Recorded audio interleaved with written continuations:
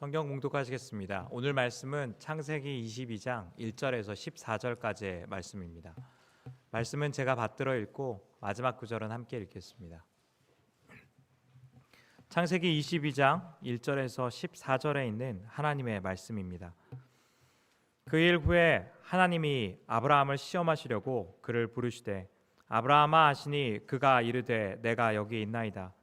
여호와께서 이르시되 내 아들 내 사랑하는 독자 이삭을 데리고 모리아 땅으로 가서 내가 내게 일러준 한 산 거기서 그를 번제로 드리라. 아브라함이 아침에 일찍이 일어나 나귀의 안장을 지우고 두 종과 그의 아들 이삭을 데리고 번제에 쓸 나무를 쪼개어 가지고 떠나 하나님이 자기에게 일러주신 곳으로 가더니 제3일에 아브라함이 눈을 들어 그곳을 멀리 바라본지라. 이에 아브라함이 종들에게 이르되 너희는 나귀와 함께 여기서 기다리라. 내가 아이와 함께 저기 가서 예배하고 우리가 너희에게로 돌아오리라 하고 아브라함이 이에 번제나무를 가져다가 그의 아들 이삭에게 지우고 자기는 불과 칼을 손에 들고 두 사람이 동행하더니 이삭이 그 아버지 아브라함에게 말하여 이르되 내 아버지여 하니 그가 이르되 내 아들아 내가 여기 있노라. 이삭이 이르되 불과 나무는 있거니와 번제할 어린 양은 어디 있나이까. 아브라함이 이르되 내 아들아 번제할 어린 양은 하나님이 자기를 위하여 친히 준비하시리라 하고 두 사람이 함께 나아가서 하나님이 그에게 일러주신 곳에 이른지라. 이에 아브라함이 그곳에 제단을 쌓고 나무를 버려놓고 그의 아들 이삭을 결박하여 제단 나무 위에 놓고 손을 내밀어 칼을 잡고 그 아들을 잡으려 하니 여호와의 사자가 하늘에서부터 그를 불러 이르시되 아브라함아 아브라함아 하시는지라. 아브라함이 이르되 내가 여기 있나이다 하매 사자가 이르시되 그 아이에게 내 손을 대지 말라. 그에게 아무 일도 하지 말라. 내가 내 아들 내 독자까지도 내게 아끼지 아니하였으니 내가 이제야 내가 하나님을 경외하는 줄을 아노라. 아브라함이 눈을 들어 살펴본즉 한 순양이 뒤에 있는데 뿔이 수풀에 걸려 있는지라. 아브라함이 가서 그 순양을 가져다가 아들을 대신하여 번제로 드렸더라. 다 함께 읽겠습니다. 아브라함이 그 땅 이름을 여호와 이레라 하였으므로 오늘날까지 사람들이 이르기를 여호와의 산에서 준비되리라 하더라. 아멘. 이 시간 이강태 목사님 나오셔서 놀라운 이야기라는 제목으로 말씀 선포하시겠습니다.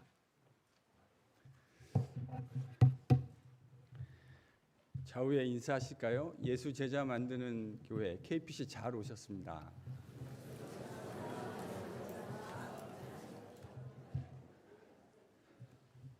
말씀을 통하여 오늘도 말씀하시는 여호와 하나님의 음성을 듣는 저와 여러분 되실 수 있기를 축원합니다.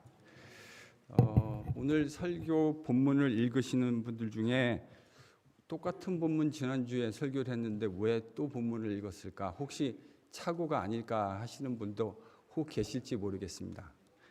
착오 아닙니다. 착오 아니고요. 지난주에는 저희들이 이 본문을 그 아브라함의 퍼스펙티브에서 아브라함의 관점에서 읽었어요. 그리고 사실은 이삭과 관련된 이야기들은 의도적으로 제가 하나도 하지 않았습니다. 왜 안 했는가? 오늘 하려고요. 오늘 그 이야기를 따로 다루어서 해야 될 만큼 중요한 이야기. 유대교 랍비들은 창세기 22장 이 본문이 창세기 내러티브에서 매우 높은 곳에 위치한 하나의 클라이맥스다 이런 이야기들을 참 많이 합니다. 그래서 어떤 의미에서 클라이맥스인가 여러분과 함께 좀 묵상해 보고자 합니다. 오늘 이 본문을 이삭의 관점에서 읽으면 여러분 새롭게 읽혀지는 부분들이 등장합니다. 이삭의 관점에서 읽으면 이삭은 오늘 아브라함과 드리는 이 번제가 어떤 점에서 다르다고 생각했을까? 첫 번째, 평상시 사실 이 아브라함과 이삭은 적지 않은 번제를 하나님께 올려드렸을 겁니다. 이미 이 시점에 이르면 그럴 것이 분명해요. 그런데 평상시에 아브라함 가족의 번제는 집에서 그리 멀지 않은 곳에서 드려졌을 겁니다. 그런데 하나님이 아브라함에게 이삭을 번제로 드리라고 명령하신 곳은 예루살렘에 위치한 모리아 산이라고 하는 특정한 장소였습니다. 여러분 부엘세바, 지금 아브라함은 부엘세바에 있거든요. 부엘세바에서 모리아까지는 대략 한 60마일 정도가 됩니다. 그저 오늘날 같이 차가 있으면 하이웨이로 달리면 1시간이면 갈 수 있는 거리지만 아브라함 때에는 이 길을 가기 위해서 3일이 꼬박 걸렸습니다. 60마일, 100km죠. 고령의 아브라함의 나이를 고려한다면 이 여행은 매우 천천히 진행됐을 가능성이 높습니다. 아브라함은 나귀에 앉아서 이동했을 것이고 그와 동행했던 2명의 종과 이삭, 그들은 아브라함 옆에서 함께 이동했을 겁니다. 오늘 스토리에서 매우 흥미로운 것 중에 하나는 하나님이 왜 하필 아브라함에게 3일 길이나 되는 거리를 가서 이삭을 번제로 드리라고 말씀하셨는가입니다. 여러분, 왜 하나님이 그렇게 하셨을 것이라고 생각하세요? 왜 굳이 3일 길을 가라 하셨을까? 지금 이 아브라함의 패밀리에서 등장하고 있지 않은 사람이 한 명 있죠. 누굽니까? 사라요. 만약에 집 근처에서 아브라함이 이삭을 번제로 드리는 장면을 사라가 두 눈으로 목격하는 일이 있었다면 여러분 어떤 일이 벌어졌을 거라고 생각하십니까? 제가 좀 원색적으로 표현해 볼까요? 이 노인네 드디어 미쳤구나. 이렇게 말할 가능성이 있지 않을까요? 가능성이 있는 정도가 아니라 가능성이 아주 농후하죠. 아마 하나님은 이 이야기를 사라와는 어느 정도의 디스턴스를 두시려고 했던 것으로 보입니다. 그래서 사라로부터 완벽한 거리, 어느 정도의 사라의 영향력이 미칠 수 없는 거리를 이동하라고 말씀하신 것이라고 생각할 수 있을 것 같아요. 이 거리를 이동하라고 말씀하신 또 다른 이유에 대해서는 설교 마지막에 여러분과 함께 또 묵상해 보겠습니다. 자, 첫 번째는 이동거리가 평상시의 번제와 제사와 거리가 좀 많이 달랐어요. 이삭의 관점에서 이 번제가 다른 번제와 다른 두 번째 요소는 제물과 관련된 겁니다. 여러분 7절을 같이 한번 읽겠습니다. 7절 읽습니다. 같이 읽죠. 시작.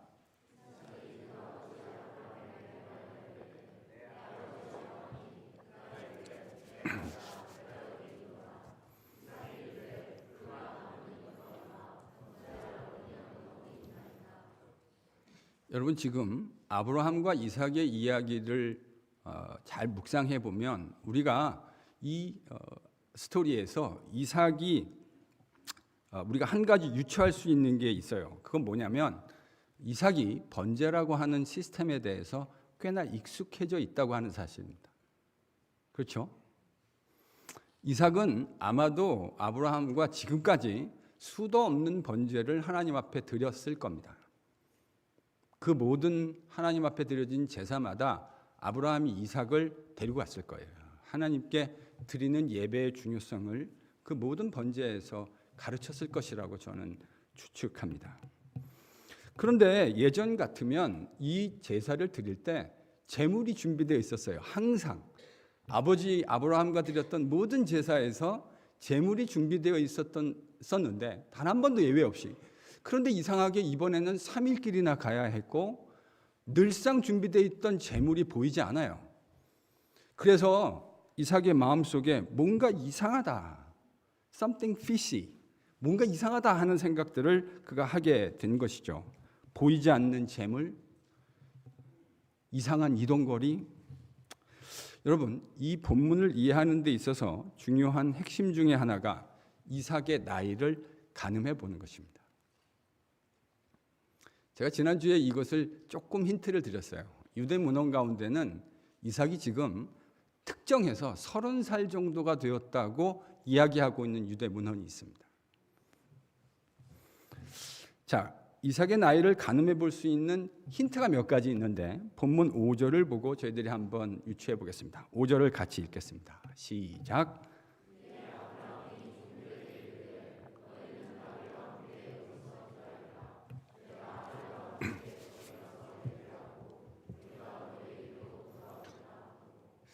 이삭의 나이를 가늠해 볼 수 있는 힌트가 어떤 단어에서 이렇게 보일까요?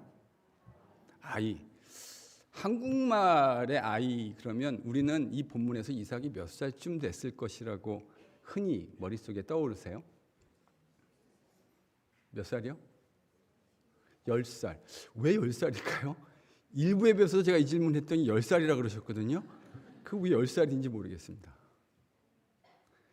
한국말의 어법, 현대 어법에서 아이라 그러면 우리는 이삭이 지금 별로 큰 아이가 아닌 자그마한 아이, 여러 가지 이유가 있을 겁니다. 근데 그렇게 생각하실 거예요. 그런데 저는 야구 좋아하는데요. 그 MLB를 보면, 메이저리그 베이스볼을 보면 그 플레이하는 선수들은 거의 다 20살이 넘은 청년들입니다. 그런데 그 브로드캐스팅하는 사람들이 이렇게 말하는 경우가 되게 많아요. These kids are amazing. 뭐 이렇게 말하는.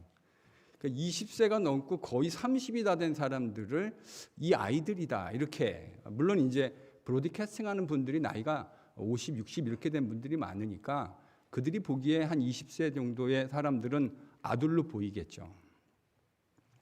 저도 그래요. 20세 정도의 사람을 보면 제 애들이 지금 그렇거든요. 제 애들이 20대에서 30대거든요. 30이 거의 다 돼가거든요. 그러니까 이런 언어 습관이 있는 것 충분히 이해할 수 있어요. 그런데 히브리어에서 오늘 본문이 기록되어 있는 히브리어에서 이 아이라고 번역된 단어는 나르라고 하는 단어입니다.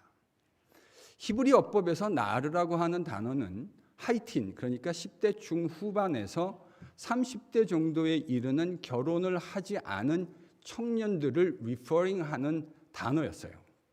자, 그러니까 이 5절 단어를 가지고 우리는 이삭의 나이가 지금 대략 몇 세쯤 됐다고 그 범위를 정할 수 있을까요?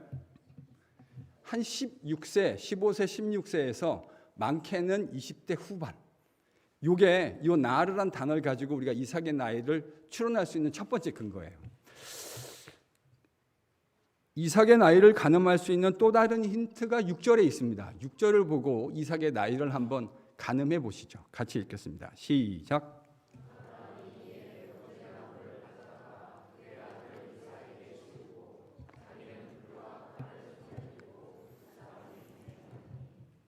자, 지금 번제에 쓰일 수 있는 도구와 재료들이 6절에 기록되어져 있어요.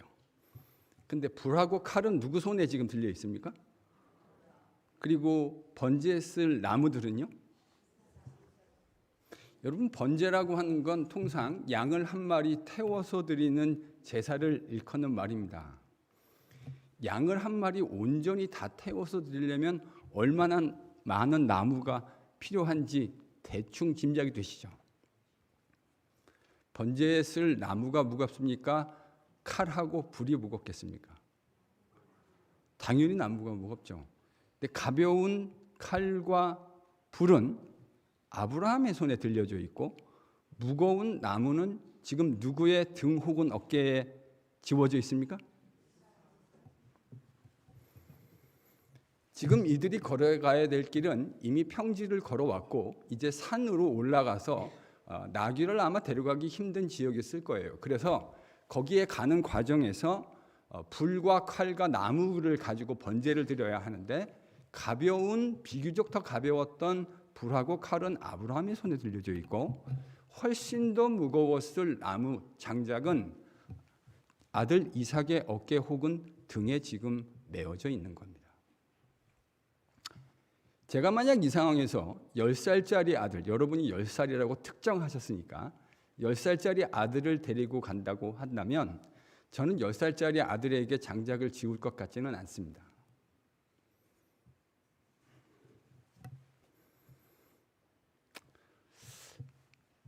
여러 가지를 추론해 봤을 때 5절과 6절의 맥락, 단어와 맥락을 추론해 보았을 때 지금 대략 이삭의 나이를 몇 살 정도라고 우리가 추론해 볼 수 있을까요?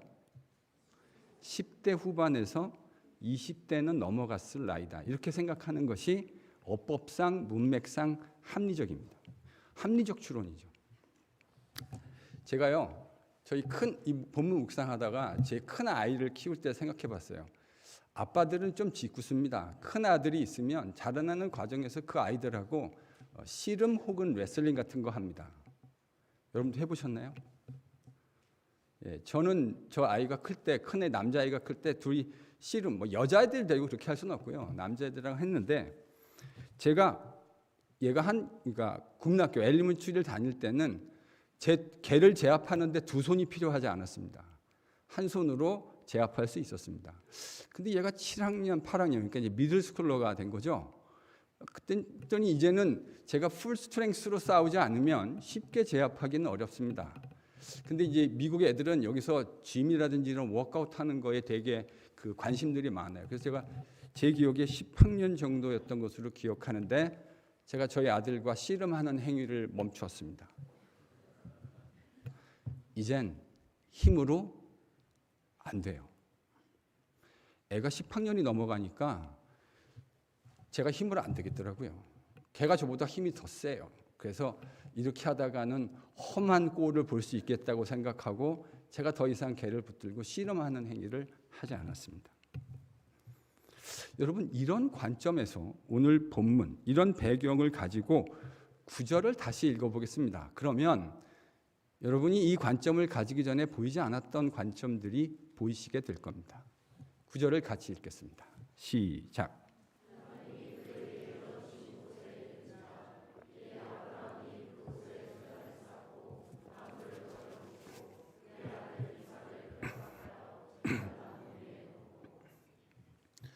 여러분, 지금 우리가 여기까지 빌드업을 해왔는데요. 만약에 추정한 대로 이삭의 나이가 10대 후반에서 한 20살쯤 되었다고 한다면 지금 아버지 아브라함의 나이는 몇 살이 된 거죠? 거기다 딱 100살만 더하면 되는 거잖아요. 그러니까 120살 정도 됐다고 추정할 수 있겠죠. 120살 된 고령의 아브라함과 20살쯤 된 청년 이삭이 씨름을 한다면 누가 이길 확률이 높을까요? 질문해야 될 필요가 없죠. 너무 아비어스하지 않습니까? 만약에 마음만 먹고 이삭이 달려들었다면 이삭은 아브라함에게 쉽게 제압될 수 있는 상태가 아니에요. 더더욱이 청소년 혹은 청년 이삭은 지금 이 번제가 뭔가 이상하다고 하는 것을 이미 낌새를 찼어요. 재물이 있어야 되잖아요, 번제에. 근데 번제에 쓸 재물이 어딨냐고 아버지에게 물었는데 아버지는 애매한 답을 하십니다. 평상시와 달라요. 그런데 아브라함이 지금 돌로 제단을 쌓았습니다. 아마 이 일을 이삭이 도왔겠죠. 나무를 버려놓고 그 위에 번제를 드릴 모든 만반의 준비가 끝났습니다. 근데 뭐가 없죠? 재물이 없잖아요. 이 과정에서 이삭은 계속해서 질문을 했을 거예요. 그런데 120세나 된 노인 아브라함이 갑자기 줄을 들고는 아들을 제압하려 하고 있습니다. 만약에 두 사람이 전혀 관계가 없는 사람이고 이런 상황에서 재물로 자기를 잡으려고 하는 상황이 벌어졌다고 한다면 우리의 이성과 상식으로 생각했을 때 지금 이 제단 위에 아브라함이 올라가야 이삭이 올라가야 정상적일까요? 아니면 아브라함이 올라가야 정상적일까요? 어떻게 생각하세요? 두 사람이 만약에 부자 관계가 아니라면 이런 맥락에서 누가 그 제단 위에 올라갔을 거라고 생각하세요? 예, 이건 뭐 너무 아비우스한 이야기입니다. 그렇다면 여러분, 이 같은 창세기의 모든 정보들은 저는 한 가지 방향을 가리키고 있다는 생각을 하게 됩니다. 그것은 이삭의 자발적인 동의와 순종이 없었다고 한다면 지금 이 번제단 위에 이삭은 올라갈 수 없어요. 이삭이 바보가 아니잖아요. 지금 이 상황이 뭐를 의미하는지 이미 번제단을 돌로 쌓았고 그 위에 나무를 쌓고 이제는 재물만 올려주면 되려는 상황인데 아버지가 자기를 끈으로 묶으려고 하고 있어요. 이건 이삭의 동의와 순종이 없었다면 절대로 일어날 수 없는 일이에요. 이 같은 정황들은 이삭이 아브라함이 하려는 일에 자발적으로 동의하고 붙들려 주었기 때문에 어떤 의미에서 자기 발로 스스로 번제단 위에 올라갔기 때문에 가능한 일일 겁니다. 어떻게 이런 일들이 가능할까? 물론 완벽한 대답 없습니다. 아브라함은, 그러나 저는 이런 생각을 해요. 아브라함이 이삭이 자라면서 수도 없이 하나님의 약속에 대해서 그 아들에게 전 일깨워 주었을 거라고 생각합니다. 집에 있을 때든지 길을 갈 때든지 하나님 앞에 함께 제사드리며 예배드릴 때든지 그는 하나님이 하셨던 기적 같은 이야기를 이삭에게 너무나 잘 알려주었을 겁니다. 너는 기적 같은 아이다. 너는 하나님이 약속하신 그 약속을 이루실 유일한 하나님의 약속의 후손이다. 인간이 상상할 수도 없었던 상황에서 하나님이 너를 출생하게 하셨고 내 나이 100세, 네 어머니의 나이 90세에 어느 누구도 아이를 가질 것이라는 것을 상상할 수 없는 그 타이밍에 하나님은 우리에게 기적같이 너를 허락하셨다. 이것이 우리가 섬기는 여호와 하나님이시다. 이 이야기를 저는 아브라함이 수도 없이 반복적으로 이삭에게 이야기해 주었을 것이라고 생각합니다. 물론 우리는 이 당시 이삭이 하나님에 대해서 어느 정도의 신뢰성을 가지고 있었는가를 창세기를 통해 자세히 확인할 수는 없습니다. 왜냐하면 창세기가 그 부분에 대해서 구체적인 정보를 우리에게 제공하여 주지 않기 때문입니다. 그러나 이와 같은 스토리를 통해서 우리는 한 가지 사실만은 분명히 추론할 수 있습니다. 그것은 하나님에 대한 아브라함의 절대적 신뢰가 지금 누구에게도 전이되고 있다는 사실을 느낄 수 있습니까? 이삭에게. 하나님에 대한 아버지 아브라함의 절대적 신뢰를 아들 이삭이 닮아 있는 거예요.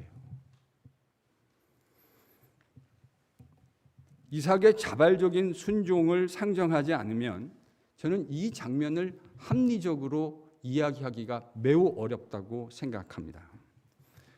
사실 제가 지금까지 알려드린 해석은 이강택 목사의 특별한 해석이 아니고요. 1세기에 있었던 예수님 당시에 여러 랍비들이 있었는데 그 1세기 여러 유대 문헌들을 보면 발견할 수 있는 이야기예요. 제가 글 읽고 알았어요. 아, 이렇게 해석했구나 했더니 제가 보이지 않았던 수많은 이야기들이 보이기 시작하더라고요. 사랑하는 성도 여러분, 저는 본문을 묵상하면서 이런 생각을 해봅니다. 한번 따라해 보실까요? 신앙은 대를 이어 내려간다.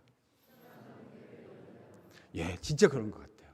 신앙은 대를 이어서 내려가는 것 같습니다. 물론 부침이 있을 수 있어요. 제가 그거 인정합니다. 예외들도 있을 수 있어요. 성경에서 제가 대학 때 이런 말도 안 되는 일이 일어나는가 하고 생각했던 예가 히스기야 왕 같은 신실한 왕 밑에서 어떤 아들이 태어났죠? 므낫세는 말종입니다. 히스기야는 신실한 왕이었어요. 하나님 앞에 신실하려고 하는 왕이었는데 그런 신실한 아버지 밑에 이 므낫세 같은 왕이 태어난다고 하는 것 참 설명하기 어려운 일입니다. 이런 건 이제 예외라고 우리가 이야기해야 되겠죠. 분명히 이런 예외가 있지만 성경이 그려주는 일반적 그림은 아버지, 어머니의 신실한 건강한 신앙이 그 자녀들에게 전이 된다고 하는 사실입니다. 여러분, 우리가 이거 인정하지 않을 수가 없죠. 아이들 키우다 보면 나는 분명히 가르쳐준 일이 없는데 저나 저의 아내의 연약한 모습을 아이들이 가지고 있는 것을 목격하게 되는 날이 있습니다. 그렇죠? 여러분, 우리가 제정신을 가지고 있다면 나의 연약함과 내가 가지고 있는 연약함을 아이들에게 가르칠 일이 있겠습니까? 가르쳐준 일이 없습니다. 그것을 하라고 일러준 일이 없어요.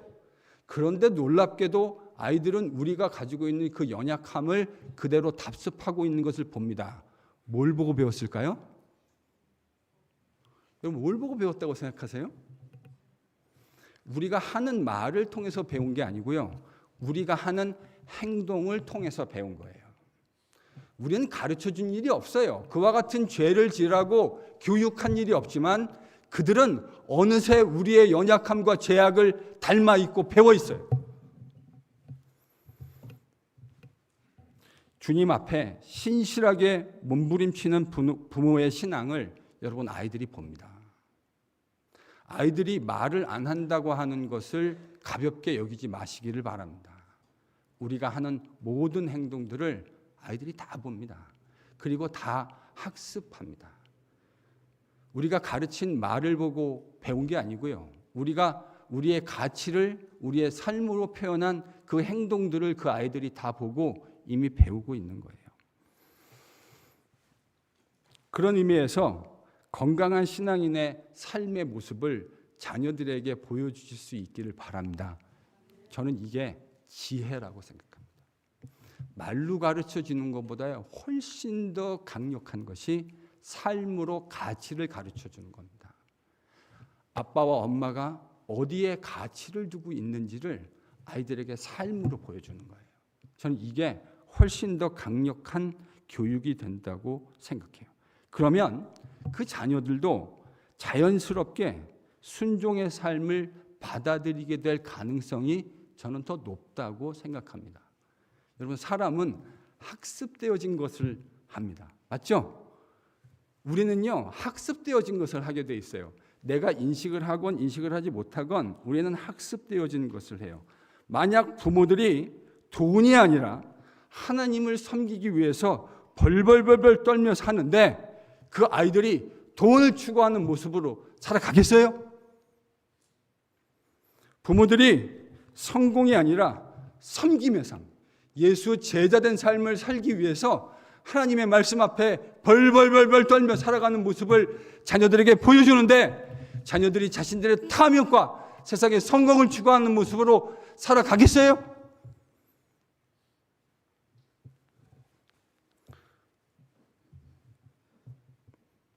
저는 그런 의미에서 아이들에게 신실한 하나님을 섬기는 그 신앙의 모습을 보여주는 것이 가장 지혜로운 교육이라고 믿습니다. 여러분, 자녀들에게요, 그것만 제대로 전수될 수 있으면 그 아이는 이 험한 세상 하나님 의지하면서 그 신앙을 한 미천으로 삼아 멋지게 살아낼 수 있을 겁니다. 그러니까요, 돈을 물려주려고 하지 마세요. 저는 이 비밀을 깨달은 다음부터 제 마음속에 정했어요. 아이들에게 돈을 물려주지 말아야 되겠다. 사실 목사라 물려줄 돈도 없습니다. 별로. 물려줄 돈도 없어요. 근데 돈 물려줘봐야 형제들 사이에 누가 더 많이 갖겠냐고 의갈리고 싸움이나 일어나지. 돈 물려주는 건 제가 볼 때 가장 어리석은 부모예요. 그 아이들에게 한평생을 주님과 더불어 동행하며 살아갈 수 있는 이 든든한 신앙의 미천 물려주는 저 여러분 되실 수 있기를 축원합니다. 그러면 그 아이들이요, 우리 하나님 의지하면서 우리가 하나님 의지하고 한평생 이렇게 넉넉하게 살아왔던 것처럼 그들의 나머지 삶 주님 의지하며 하나님 잘 섬기며 살아갈 수 있을 겁니다. 그래서 우리는 이렇게 서로에게 한번 고백하면 좋겠어요. 돈이 아니라 믿음을 물려줍시다. 네, 돈이 아니라 믿음을 물려줍시다. 정말 돈이 아니라 믿음을 물려줬으면 좋겠습니다. 여러분 자녀들이 주님 한평생 신실하게 섬기며 그분의 뜻을 붙잡고 사는 그 가슴 뜨거운 장면을 보고 싶지 않으십니까? 그렇다면 당장 여러분과 제 삶이 달라져야 합니다. 그 아이들에게 말로 교육하지 않고 삶으로 내가 어디에 가치를 두고 있는지를 보여주십시오. 그러면 그 아이들은 내가 추구하는 가치를 닮아갈 겁니다. 하나님이 그렇게 신실하게 만들어 가실 겁니다. 이게 교육의 중요성인 거죠. 하나님, 그런 삶을 살게 해달라고 주님 앞에 간절히 메어 달리는 저와 여러분 될 수 있기를 축원합니다. 그런 변화의 축복이 있기를 다시 한번 축원합니다. 하나님이 아브라함에게 첫 번째 질문으로 들어왔어요. 왜 사흘길이나 가서 아들을 번제로 드리라 말씀하셨을까? 이게 첫 번째 우리 질문이었잖아요. 다시 이 질문으로 돌아왔습니다. 이 의미, 이렇게 명령하셨던 주님의 의도를 우리가 추론해 볼 수 있는 아주 중요한 성경 구절이 역대하 3장 1절에 이렇게 기록되어져 있습니다. 같이 읽겠습니다. 시작.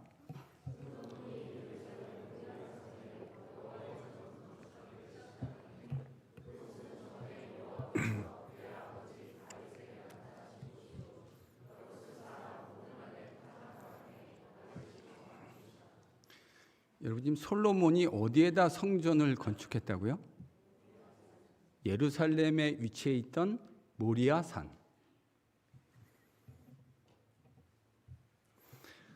그러니까 이런 말이 되겠네요. 역사를 다 초월해서 바라보고 계셨던 하나님은 아브라함의 그 기념비적인 순종의 자리에다가 뭐를 세우려고 계획하신 거죠? 성전을요. 하나님이 이 땅에 내려오셔서 그의 백성들과 친히 임재하시며 함께 교제하실 장소로 성전을 지으셨는데, 하나님은 그 성전을 다윗과 솔로몬에게 지으라고 명령하시면서 아무데나 랜덤 플레이스에다가 성전을 지으라고 하셨던 게 아니에요.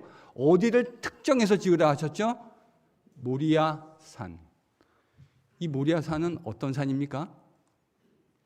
아브라함이 하나님의 명령에 순종해서 단 이런 방구에 토를 달지 않고 기념비적 순종이 무엇인가를 보여주었던 바로 그 장소입니다.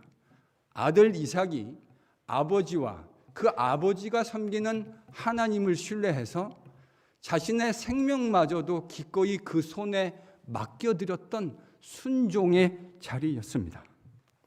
하나님은 이런 기념적인 자리에 하나님과 그의 언약 백성에 있어 너무너무 중요한 성전을 지으시도록 계획하셨던 것입니다. 우주 만물을 통치하시고 시간을 초월하여 존재하시는 그분은 아무데나 성전을 지으시려 했던 것이 아니고요. 아브라함이 보였던 순종의 자리, 아버지와 하나님을 신뢰하고 자신의 목숨마저도 기꺼이 내어놓았던 아들 이삭 순종의 자리에 하나님과 그의 백성이 함께 교제를 나누실 성전을 세우시려고 했던 것이군요. 그리고 그 모리아 산에 세워진 성전은 우리의 진정한 성전 되시는 예수님을 통해 그 최종적인 완성을 보게 되는 겁니다. 여러분, 이게 하나님이 계획하셨던 놀라운 이야기입니다. 우리도 그렇잖아요. 어떤 중요한 기념물을 세운다는 건 아무에다 하지 않습니다. 아무 곳에 하지 않아요. 의미가 담겨져 있고 그 스토리를 공유한 사람들이 같이 쉐어할 수 있는 스토리가 담겨 있는 그 기념비적이고 상징적인 장소에 성전을 지으신 것이고, 그 성전은 우리 예수님 대신 최종적 종말론적 성전 되시는 예수님을 통해 완성을 보게 되는 겁니다. 여러분, 아브라함은 이삭을 번제로 잡지 않았습니다. 그러나 하나님 아버지는 영원한 성전을 지으시기 위해서 당신의 아들 예수를 갈보리 언덕 십자가 위에서 찢으셨습니다. 이삭은 자신을 아버지 손에 내어 맡겼지만 죽지 않았습니다. 그러나 주님은 기꺼이 우리의 구속과 속량의 은혜를 베풀어 주시기 위해서 십자가 위에서 기꺼이 아버지 손에 자신을 내어 맡기셨고, 그는 그 자리에서 찢겨 죽임을 당하셨습니다. 아들을 죽이신 가늠할 수 없는 하나님의 사랑, 아버지를 신뢰하고 십자가에서 찢어지기까지 순종하셨던 우리 주님의 순종이 있었기 때문에 창세기 22장에서 흐릿하게 보였던 하나님의 구속의 드라마는 이렇게 놀라운 완성을 갈보리에서 보게 되어진 것입니다.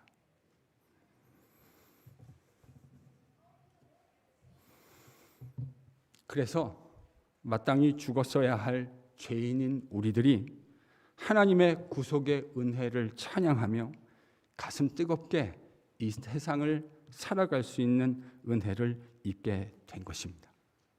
여러분, 이게 복음입니다. 하나님은 당신의 아들 예수 그리스도를 갈보리 언덕 그곳에서 찢으심으로 우리에게 무너질 수 없는 완벽한 성전을 지으셨고, 그 아들 안에서 오늘도 우리를 초청하셔서 우리를 하나님의 속량 얻은 하나님의 백성이 되고 그의 자녀가 되어서 입양되어서 하나님을 예배하며 살 수 있는 귀한 은혜를 허락하셨습니다. 여러분, 이게 기독교가 이야기하는 복음입니다. 이 복음에 가장 인간답게 반응하는 것은 저는 제자가 되는 것이라고 생각합니다. 오늘날은 예수를 믿는다는 것과 제자가 되는 것 사이에 어느 정도의 괴리와 거리가 있는 것 같이 느껴집니다. 예수를 믿으면 나는 구원받았다고 생각하고 굳이 예수의 제자가 되지 않아도 나는 얼마든지 하나님의 백성이 될 것이라고 착각하는 시대에 우리는 살아가고 있어요. 그러나 저는 제가 지금까지 30여 년 주님과 동행하며 깨달은 하나님 말씀의 파운데이션 위에서 여러분들에게 감히 말씀드리고 싶습니다. 예수 십자가의 길을 걷지 않는 제자들에게, 제자가 아닌 사람들에게 하나님 우리에게 구원을 약속하신 일이 없어요.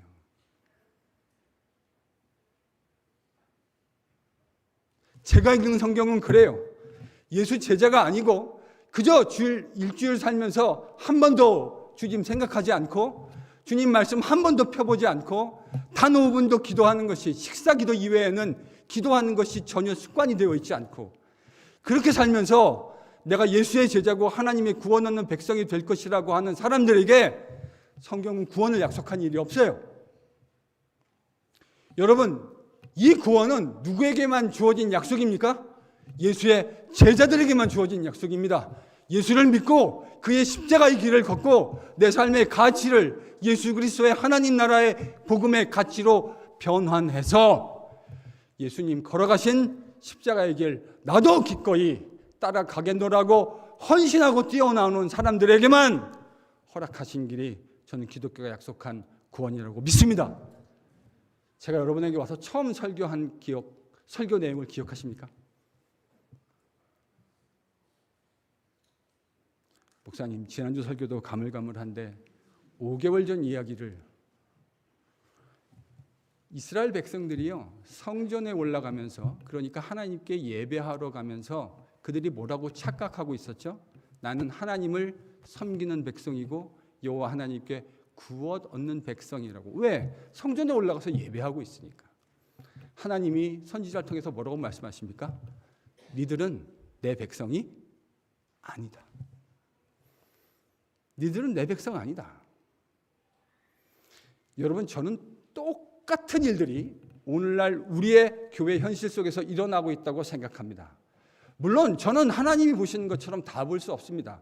그러나 제가 분명히 아는 것, 하나님은 예수 그리스도를 통해 당신이 보여준 이 십자가의 복음에 합당하게 반응하는 사람들에게 구원을 약속하셨어요. 지난주에 제가 말씀드렸잖아요. 산상수훈에서 주님이 뭐라 그러셨습니까? 나더러 주여 주여 하는 자마다 하나님 나라에 들어가는 것이 아니요 내 아버지의 뜻대로 행하는 자라야 들어가리라. 그들이 누구입니까? 예수 그리스도의 제자입니다. 주님은 자신을 따르는 자들에게 이렇게 말씀하셨어요. 누구든지 나를 따라오려거든 날마다 자기를 부인하고 자기의 십자가를 지고 나를 좇을 것이니라. 그것이 제자입니다. 제자는 예수님이 걸어가신 십자가의 길을 걸어가는 사람입니다. 예수께서 걸어가신 그 십자가 좁은 길은 세상 영광과 성공의 길이 아니에요. 그러나 은혜와 사랑이 무엇인지를 아는 진짜 예수의 제자들은 예수님 걸어가신 그 십자가의 길을 걸어가게 되어 있습니다. 그 길을 걸어가는 자에게 주님은 영생을 약속하여 주십니다. 주님이 주실 수 있는 그 무엇이 아니라 주님과 교제하며 걸어가는 그 자체가 삶의 목적이 됩니다. 그분을 사랑하는 것이 세상에 있는 그 어떤 가치보다 가장 고상하고 가장 아름다운 가치라는 것을 고백하는 자가 바로 예수 그리스도의 제자입니다. 우리 교회 안에 진짜 예수의 제자들이 세워질 수 있기를 축원합니다.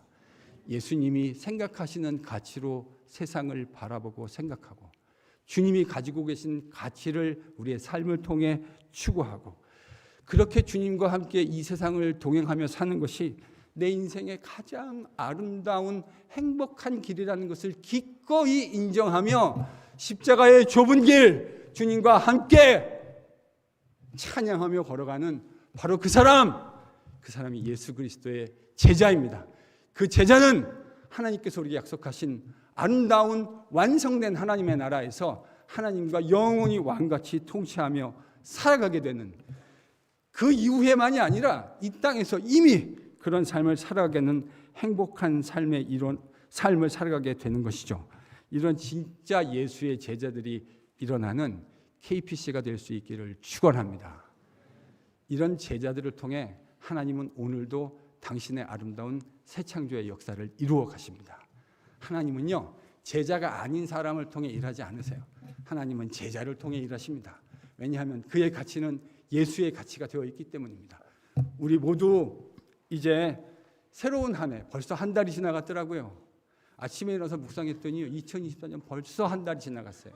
세월이 살같이 빨리 지나갑니다. 우리의 남은 인생, 그리스도 예수 하나님 나라의 복음에 우리의 믿음의 표대를 마치고 예수 그리스도의 제자가 되어서 그분이 원하는 아름다운 새 창조의 역사에 동참하는 KPC의 모든 하나님 백성 되실 수 있기를 예수 그리스도의 이름으로 간절히 축원합니다.